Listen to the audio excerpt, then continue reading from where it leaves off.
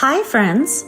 I'm Heather Miller, CEO and founder of social impact startup Grasshopper, talent acquisition and DEI specialist, mom of 2 humans and 3 fur babies, most under 4, former professional ballet and hip hop dancer, yoga teacher, interior designer, caregiver, provider, retirement planner, innovator, social connector, and the list goes on.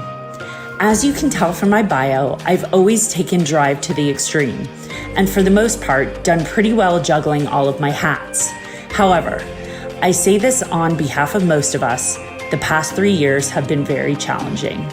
My personal experience included moving to an unknown city, the unexpected death of my mother, and the birth of my first child 2 weeks later, launching a startup during maternity leave, the pandemic, building diversity strategies for a global corporation in the wake of George Floyd's death, another baby, and then, the icing on the cake, a layoff. I felt like I was approaching a midlife crisis with no space to do so. As a result, I've been thinking about balance and whether that's actually a thing. Join me as I speak with some amazing thought leaders and women in my life to understand how they keep the fire going and the lights on while staying sane. We'll explore drive, juggling priorities, taking no prisoners with your schedule, love and sickness, pursuing your dreams, enjoying the journey, and figuring out what is right for you. We hope these conversations help you err on the side of midlife epiphany versus midlife crisis. Welcome to Balancedness. All right, Robin, welcome to Balancedness. Thanks for having me. Of course, I'm so excited to have you here. I feel like we've had over the years several opportunities to kind of like pop in and out of each other's lives, and I'm so glad you're back. Yeah, we've had a couple meetups over the course of the years. We had a pretty impromptu initial meetup, but it was really useful. I think we got a lot out of it, and we've just kept going. I know, and it's been so international. We'll talk about this, but Argentina to New York to now, I guess we're doing virtual London and Texas. But let's talk about balancedness since we're on balancedness. So introduce yourself to the community and tell us everything about you. And since we're talking about balance, like tell us about all parts of Robin Holloway. Yeah. All parts. Well, I mean, I think especially coming into like the first decade of work, the parts tend to shift over time. I think we've all experienced that different elements pop up and different elements get retired, thankfully. So I think we're happy for some of those to have gone. But I think definitely I'm close with my family. So sister, I'm a new aunt. I'm talk to my parents all the time. So staying really close to them. I think that's one pillar. I'm definitely a careerist. Career is really important to me. I grew up in a family where it was rah women in their careers. So I think that's been, we love that one. So that's definitely high on the priority list. In terms of interests, I did an undergrad in psychology, so that has stayed with me. I'm an absolute psychology nerd. I love talking about fun facts. I put everyone into their MBTI as a game. A little bit of pop psychology there. How accurate it is here or there, but it's quite fun. And I think another thing that really defines my personality is I'm a big novelty seeker, and I've realized that over the years. I love changing it up. So I've moved a ton. I'm moving to new neighborhoods. I always have to go somewhere new. If I'm walking the same route for too long, I have to switch it up. And I think that's not going to go away. And I need to kind of build that into my life as well. I love that. I've actually never heard that label novelty seeker. And I think I'm one as well. Like, I don't think I've lived anywhere, at least in my adult life, longer than 3 or 4 years. I'm constantly traveling. I need new stimuli. So I love that novelty seeker. Yeah, it's the itchy feet. You can feel it. It's internal. And I think you see other friends who they've stayed in one place their whole lives and they're very happy with that. And they absolutely don't want to be doing what you or I would prefer to be doing. Yeah. And it's a trait that they actually are able to see from childhood. You just, you can't help it. It's just how you're There's built. this is the psychology. There's the psych. Yeah. I love it. Okay, and so my next question for you is, what does balance mean to you at this point of your life? Yeah. So again, changes over time. I think balance for me, I can be a bit scattered. I'm interested in way too many things at one time. But the Same. problem with that is, you can only do so many things. You can't, if you're doing everything at once, you get 60% of the way done on 20 things instead of all the way done. So I think what I've found balance means to me is I figure out what are my priorities for that period of time, and really looking at what are my priorities versus what I think my priorities should be. When you get away from those shoulds, what do I actually care about? And then I list those, and those are going to be my criteria for balance. And then all those other things that I'm interested in but don't make that list, I have to actively try to ignore and step away from those things. So it's been an effort because my natural way of doing things, nothing gets done. So I've had to kind of override that natural set to get a balance that works for me. And I think it really is dependent on different people. I know some people where balance for them is 100-hour work weeks on that one thing that they care about, and that to them is balance. Other people is 0-hour work weeks and spending all of their time with family, and that's also balance for them. So I think it has to be what you feel like is set based on your priorities, I think. I think I'm finding that we have a lot more in common than I previously thought. I'm so the same way. And one of my husband's biggest complaints is like, he says I never have follow through.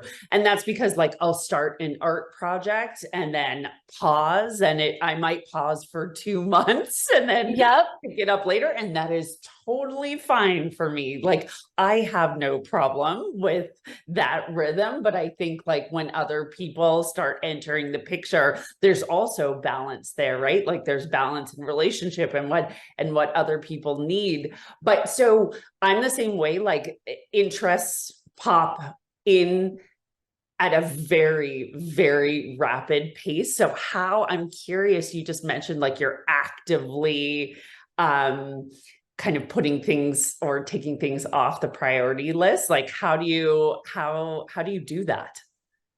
It's tough, and it's discipline, because if you're the same way, so many things are interesting. I could spend hours just looking up random stuff on Google. Yeah. And like it's just entertaining, it's fun. But you never get anything done. So I create sort of like a list and then an anti-list. So I create, here are my top 5 priorities, and then here are all the 10 things that I'm interested in. And then I try to order them, and then I put them in and say, you know what, these ones, they're fun, they're really cool. You're not doing it. Stop it. That is very organized of you. So how often are you making those lists?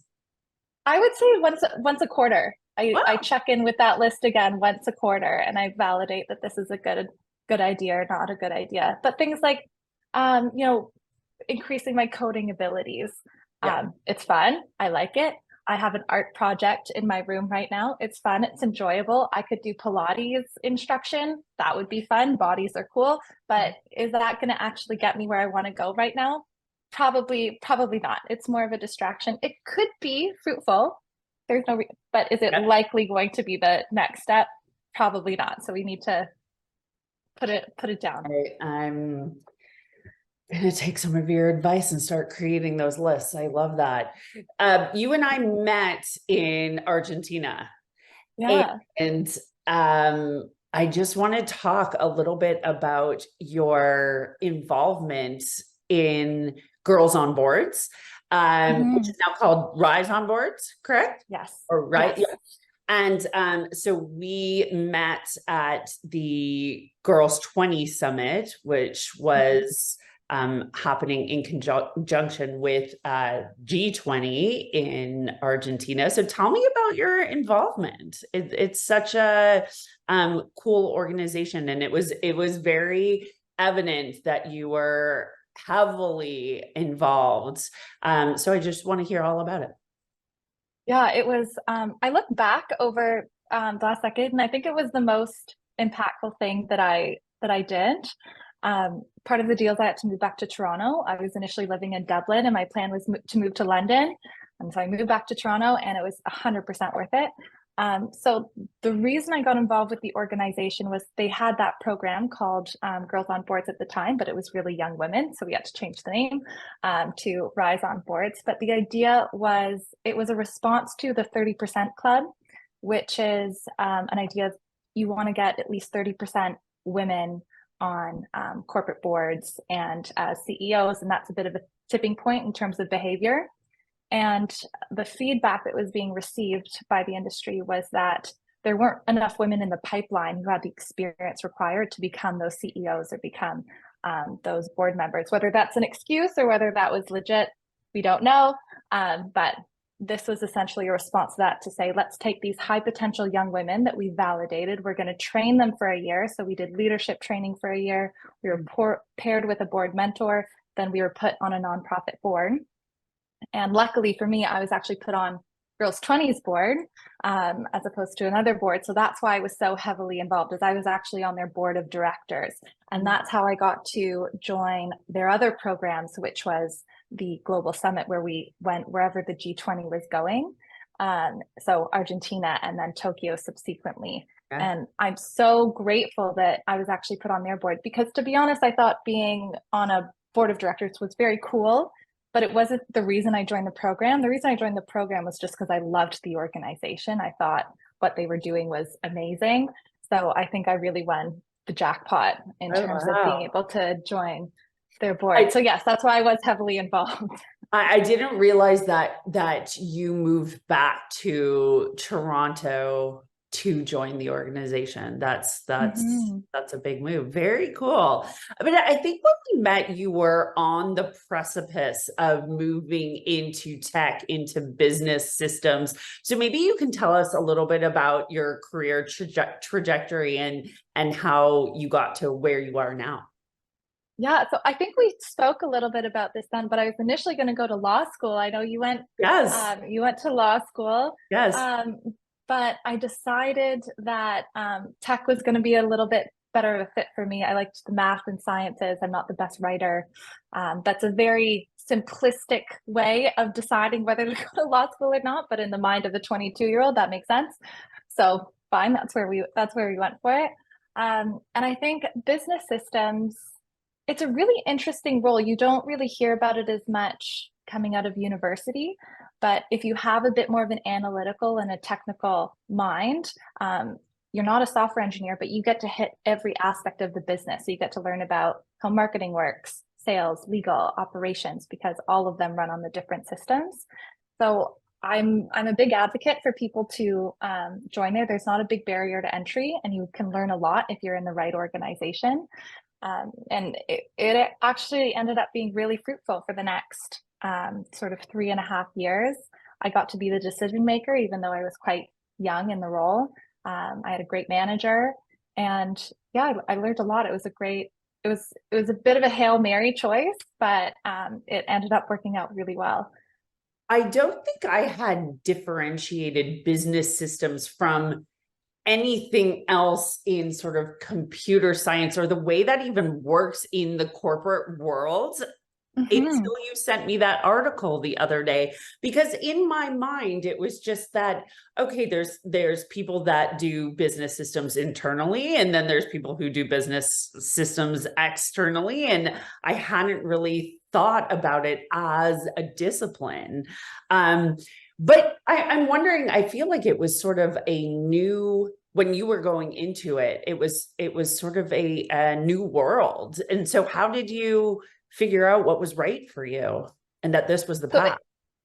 It definitely is a new world. I think the word internal product manager didn't really exist when I was doing it. To be honest, I kept going to my boss and we would make up. She's like, I don't know what to call you. I was like, well, try this one. I've seen it online somewhere. So it's a completely new discipline, but I think a lot of companies are seeing how important it is to scale. You can't scale on systems that just aren't operating, and that's really what I came in for. So I think I got lucky in terms of I actually found something that suit my personality and the way that I thought, as a fluke on that round. I'm in a job right now that maybe suits it a little bit less. So I can see how I actually got quite lucky there. And Serendipity. That's great. serendipity with That's that one. But I think if you have an analytical mind, and what's nice is because you're internal, you can move a lot faster and break a lot more things. Because if you have an error message in front of a customer, bad news bears, you've got to really fix it quickly. Error message in front of an employee is not great, but you can test things out. You can be a little bit more. You can take a few more risks when it's internal, which can be fun, especially when you're junior and you're learning. And I remember when you and I first met and we were talking about what you do, and this was very early on into my pivot into tech and building systems myself. I understood what you were saying, but I had no education in your discipline. But now being able to revisit it, I'm like, oh yeah, that's exactly what she was doing. That's so cool. Yeah. So now you're senior solutions engineer at Salesforce. So tell me what that means. And you said it might not be the best fit. What are you finding about the fit? So senior, it's another kind of made up term. I would say you're not an engineer, you're not building solutions. You're essentially a sales consultant, but with technology. But the reason I took the job is because I realized in my previous role, there was a project that just blew up. It was a disaster. And the reason it was a disaster was because we weren't able to communicate a technical idea to a non-technical leader in a way that they understood why it was going to be a disaster. So it just barreled forward and it was no good. So what I learned from that is really your idea is only as good as your ability to communicate it. If you have a brilliant idea, but you can't get that idea across to the people who matter, it loses its value. So this role is a communication role. It's a role to communicate technical ideas to non-technical stakeholders. And I realized that was a gap that I wasn't able to do very well. And this was just a way for me to really crank that out for a couple of years to fill in that gap, which I think a job can be for that purpose too, right? You see a gap in your skill set and you just want to fill it. And that's a good spot for a job as well. Yeah, no, that's very proactive of you in the grand scheme of building your skills. So you joined Salesforce at like a really, I think, kind of like turbulent time, right? And I think if keep me honest here, but Salesforce laid off probably about 10% of their workforce. There were investors coming in. How did it feel to join a corporate culture at such a difficult time? I think Salesforce has had a pretty amazing rise over the past decade. I think it kind of was a bit of a poster child of big tech and the excess that can happen for the employees around big tech and good times and growth period and free investment money, if you will. So I think it was time for that culture to really shift. So you did see a shift in the culture. I think that was the biggest thing that we saw. It was the first time Salesforce ever did any of those mass layoffs. So I think it was a little bit of the company growing up, but I think a lot of people were a little shocked about what is the future going to be. It's very different than what we are used to, but I will say it's turning the corner. So the activist investors have made their money, they've flown away. And now the culture, I would say, is really coming back to what it was before. So it's shown its resilience, definitely. But yeah, it was a rocky period of time. But I will say with the investors, it a little felt like the employees were playing checkers while the investors were playing chess a little bit. Like it was, they were able to, swoop in, double their money and leave, while the employees were playing a different game. Yeah. Yeah. And so the culture now, is it growth culture for employees, or how is it feeling? I think it's back. The world of AI has given it a new boost, a new product suite to really jump on, and the AI bandwagon in terms of money coming into that area is big. So I think that timing has worked out really well, and the culture has come back to the organization. So there was a dip, but it's swinging back. Yeah. And you mentioned in our kind of pre-talk that you needed to move slowly at the beginning of your career. Can you tell us a little bit about that? Yeah, absolutely. So coming out of university, what I really struggled with was I had this outrageous stress response. So sort of my fight or flight reflex was uncontrollable. And I was really trying to figure out what was going on. But thankfully, because I had this psych background, I was taking all these courses in psych, I was actually able to pinpoint this isn't in the range of normal, and this needs to be fixed, and I can kind of figure out what might be going on. So in that period of time when I did have to get the appropriate treatment to kind of pull that stress response back in line, I couldn't take a job that was stressful. I was going to crash and burn. So despite having a lot of ambition and having a lot of drive and wanting to do a lot of things, I had to take a job that was going to be a little bit lighter, when a lot of peers of mine who were equally as ambitious and equally as driven were sprinting to the finish line, which a lot of people do in their 20s to really set themselves up. I had to recognize that wasn't going to work.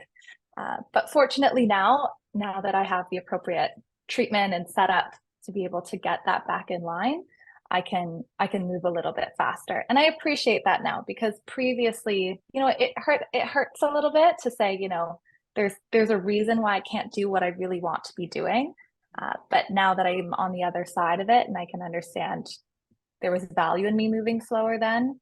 And careers are long. I think you forget that when you're fresh out of the gate, but there's a long time left in this career, and starting from a good foundation, I think was worth it. But I think it's so important for people to be aware of what their weaknesses are and where a weakness might be overboard and where they actually might need some additional hands-on help to help them early in their career. I was just going to say, like, yay for that psych background again, yay for your awareness, because I think that you probably set yourself up for success in a way that a lot of people don't know how, just recognizing that there was, and we're not like, it doesn't even need to be called a weakness. It is what it is. Everybody works at a different pace. I probably had something similar, but didn't realize that my stress response was totally out of whack. Like, I really sprinted through my undergrad, like did it in 3.5 years, summa cum laude, like did a year abroad at the same time, graduated early, the whole shebang, went to law school. Just the stress that I experienced and put on myself, I think was out of place and a little bit abnormal. So I wish that I had the awareness that you did. I'm curious how it felt. You said it's kind of like hurt a little bit, and we won't even call it like swimming against the tide, but doing something a little bit different than your peers. Because often, and especially now with social media and the way that we compare ourselves to others, because we have such an awareness of what, and I'm quoting, what others are doing, because who knows? I mean, it is all this reality that we create for ourselves, and it's not necessarily on screen. It's a different reality than it is off screen, right? So I'm curious how it felt to be doing something a little bit different than your friends. Yeah, so I think it takes a while to understand that while people might look the same on paper, they're running with different, emotional toolkits, support systems. All of these things behind the scenes might be completely different, and that completely changes the trajectory of where people are going to go. I think the part that hurt for me was that I knew I wanted to do more, and I knew that I could do more, but at the same time, I couldn't at that time. And it's hard to say like you just couldn't, but now that I have the appropriate treatment and I can do it, I understand that then I really just couldn't.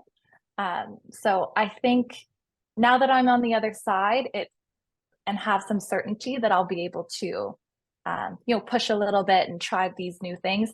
In the moment, I thought, am I ever going to be able to get past this on the other side and move forward? The other thing I think that's really great about doing it in your 20s, and here's the psych background again, is that you have a bunch of neuronal growth in your prefrontal cortex from the age of sort of 21 to 28. So you have this huge burst of growth. So if there's anything in your personality, that's a lot of where your personality is stored, that you want to adapt or you want to change, that's a sweet spot of time to be able to do it. I initially thought it was personality. It was a little bit more than personality. It was something else. But that was another reason where I was like, this is my window for me to fix this thing that I have that's not very helpful. If I try to do this at 40, it's not going to work as well. That is so interesting.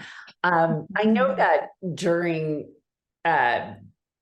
many people's like 20s and going off to university, it is sort of a turbulent time because, I mean, so many things about your system is changing, including the fact that, or your environment, I should say, you're living away from home. Sometimes you're living with roommates, you're managing your own schedule.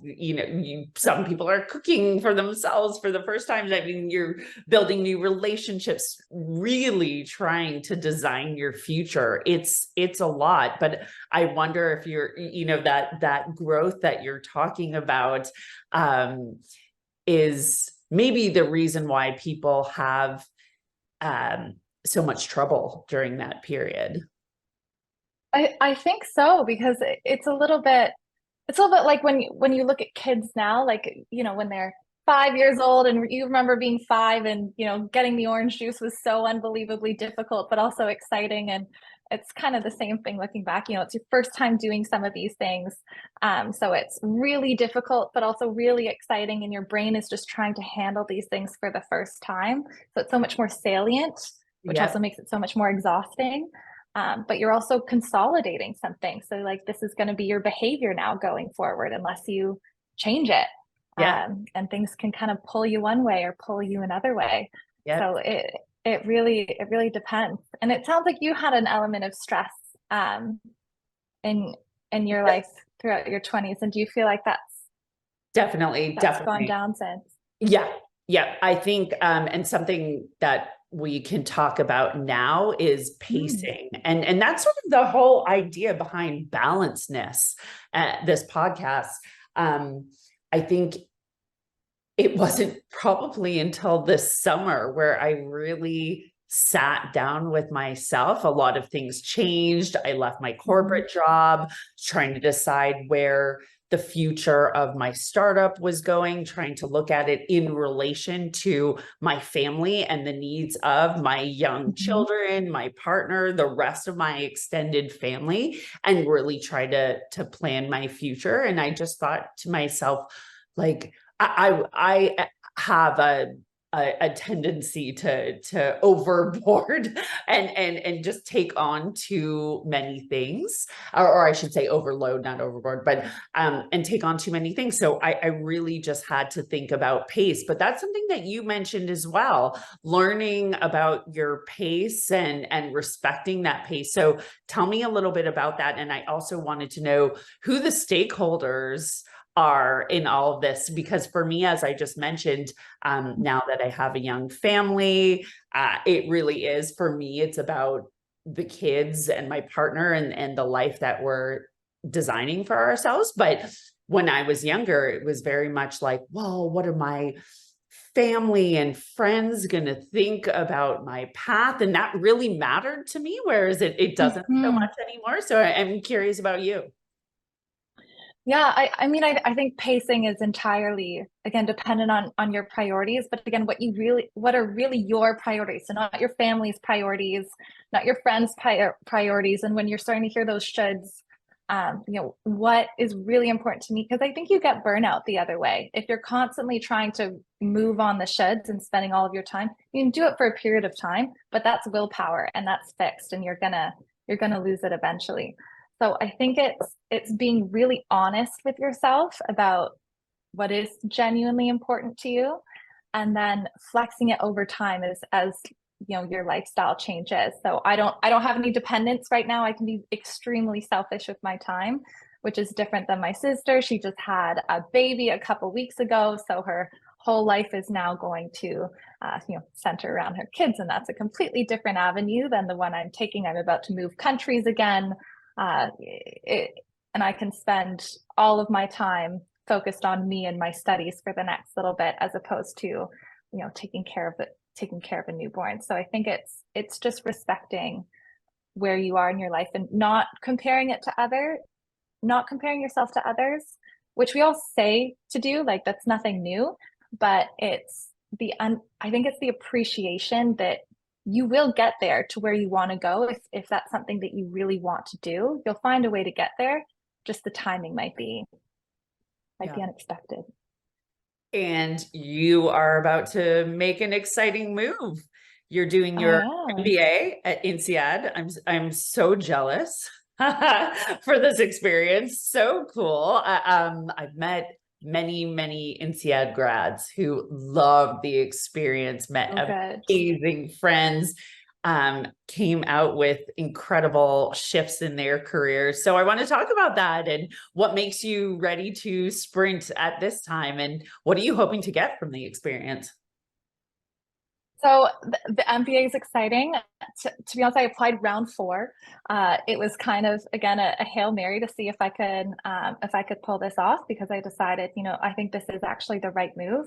And it was a little bit, it's funny, when I'm in a job, I see what other people are doing, and then I don't quite understand that. What's going on over there? And then I want to figure out and understand it. So I think a little bit of the investors coming in and messing with everything and somehow they felt like the winners and we all felt like the losers. And I wanted to figure out how that was actually working. So it was always something that I had in mind as to whether to do an MBA or not. But in the tech industry, it's not always seen as hugely valuable, which I don't think is necessarily true. I think an MBA is neither necessary nor sufficient, but it can be very, very helpful.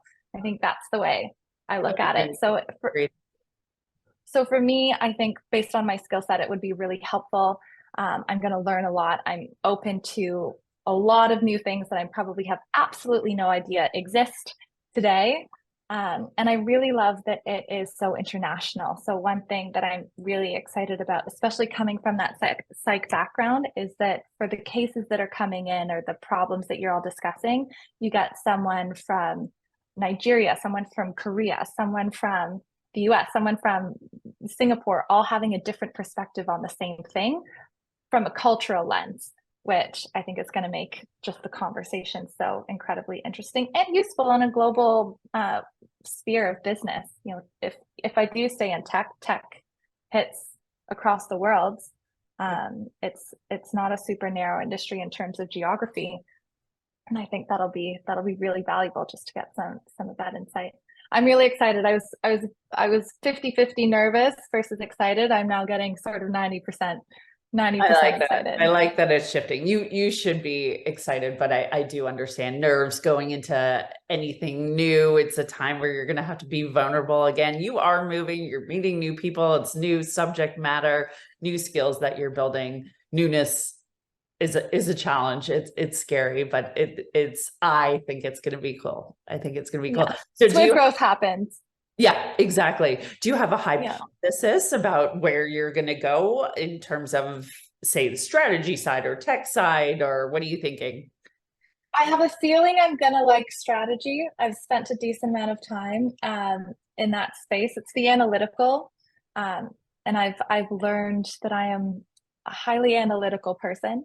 I'm also quite introverted though. So that is something that I'm probably going to have to figure out where that places in the business world, because the business world can be a sea of extroverts. So that is something I need to also be mindful of. But from my experience, just working in consulting, and here's coming back to the MBTI, I think it's really important to build teams of people who have different strengths and personality traits. And when I was building teams, it was important to have both extroverts and introverts on the team. And you just it's another piece of the puzzle in terms of diversity. It's important to have all different ways of acting and thinking. So I think you'll find that you're going to find a mix of people.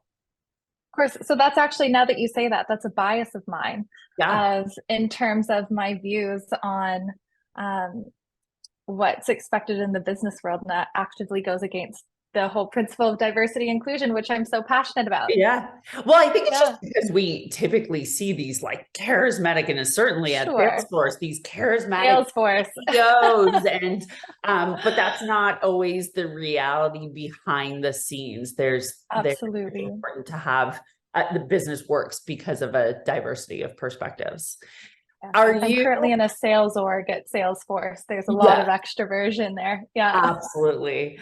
Are you worried that this is gonna mess with this move? Is it going to mess with the balance and the pacing that you're respecting the balance that you've created for yourself? I think so, but I also think some of that is within my control. Yeah. And I understand that some of it is going to go out of balance. And for um, sort of like partners and friends and families and all those people who I'm going to be slightly out of balance for, if I can, tell them to hold on for dear life for the year while I go do this and come back, recognizing that it is going to be out of balance. There's no way it's not going to happen. But again, that goes with the pacing. So at this point of time, the number one priority is going to be getting the most out of this program possible. Then the program will disappear. It'll be done. And all of those other priorities will be able to come top of the line. But again, I'm allowed to be this selfish with my time because I don't have those dependents. So this is a very unique position that I'm in, that, for other people, it's different. Other people in the program are coming in with kids, with a partner, they're bringing them along. And, people tend to be older going into this program. And for them, it's going to be a completely different set of things. You can't, your kids are your kids. They require a lot of time, no matter what else you have on the agenda. So I think it is going to be out of balance, but intentionally so. Yeah. And sometimes just recognizing that at the beginning, and instead of being taken by surprise, just recognizing, hey, this is going to be a shift from my normal, but I'm going to go with that flow for a defined period of time, can be very, very helpful. Very helpful, and warning people in advance. I'm not disappearing. I might be a little harder to reach than usual. Yeah. And just Communication giving them is that so flag. Communication. yeah. So key. We love communication. I know. And you mentioned that you intentionally surround yourself with people who respect your growth and respect that you want to live the life that you're capable of. Can you tell me about that intentionality or that decision? Yeah. Yeah. So I think one thing that I learned is you can be very passive with who become your friends and become your inner circle, or you can be very active about it. I'm not sure what your experience was, but I think I was quite passive about it. Um, People would just come in and become my inner circle, and often there would be a bit of a drain there. Usually I had a desire to help people. If they were struggling with something, I want to help you. I want to give you some structure. I want to, help you out on this. But I've learned, as I think most people learn eventually, is people really need to want to help themselves before you can help. So what I've done, especially since moving to London, I learned that lesson. And then I became super intentional about who I sought to be friends with. So some of my closest friends now are actually people that I met through Girls 20 and through that network. But I would meet up with them and through a big group, and I would say, you are amazing. You're wonderful. You're so unbelievably intelligent. I'm going to be friends with you, and I'm going to be very active about fostering that relationship. And I think that's necessary, because people who are self-sufficient aren't the ones kind of clamoring at your boots to become close. The ones who are self-sufficient, it's mutually a good thing for us both to be together. So I think I've developed a really great friend group. They're brilliant. Some of them are they just IQ points are just falling out of their mouths as they speak. And that's made my life a lot better. And I think it's a lesson that everyone should learn, especially if they're the types to want to help. I don't know what that is. You're nodding your head. I think you understand that group. What is that label? What is that definition? I mean, this is I am seeing so much of myself in you. Yeah. But I've learned this lesson over and over and over again. And I'm not great. I think I have a blind spot to red flags because I am somebody who wants to help, wants to see people grow. That is the reason behind, it's my raison d'etre. It's like everything that I do, the reason why I built Grasshopper. I want to help people get where they want to go, but it creates a little bit of a blind spot for me. And so I'm not good at recognizing it up front. But like you said, I think I'm learning to be a little bit more intentional. But when you said passive versus active, I was like, oh, that's just like a good buzzword to have in my mind as I am building new relationships. Just be like really active about spotting personality traits and character. I am definitely more passive. I let people come in and I wait. I give them the chance. I give them, benefit of the doubt. But sometimes it can be very draining, as you mentioned. Yeah.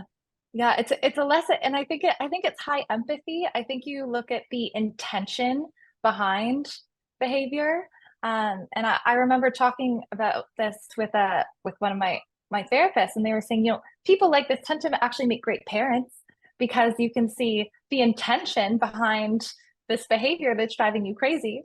But on the flip side it's easy to be taken advantage of in those situations, or it's a blind spot. I would say that's a great way to put it. If you just, other people can catch it and it's a clear red flag, and for whatever reason you're not, and as soon as someone brings it up to you, like that person, that's what that person is trying to do. You know what to do. You've got it under control. You can work with it, but it's just, you don't really see it at the beginning, and it can be hard.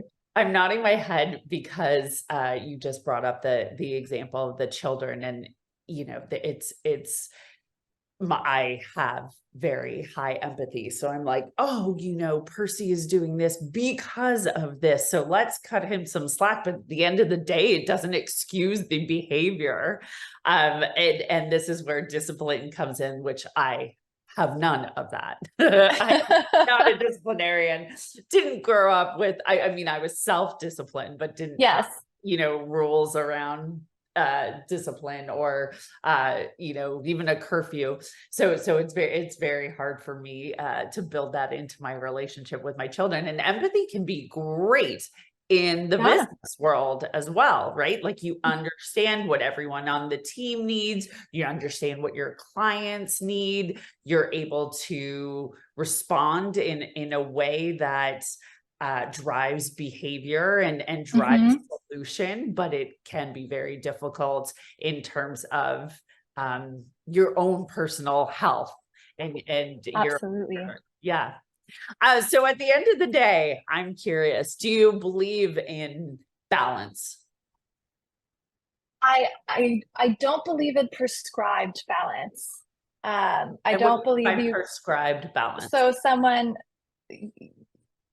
some health guru saying this is the recipe for all, this is the version of balance that you need to reach. I think it's so individualistic.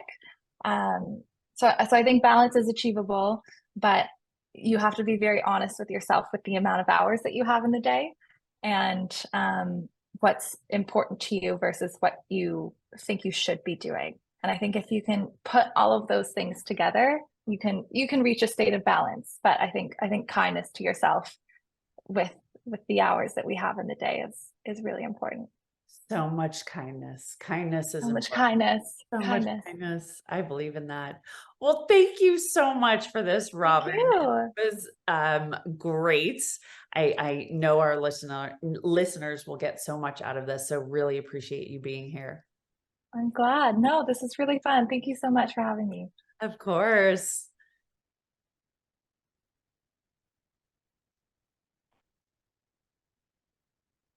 Thank you for supporting another episode of Grasshopper's Balancedness podcast.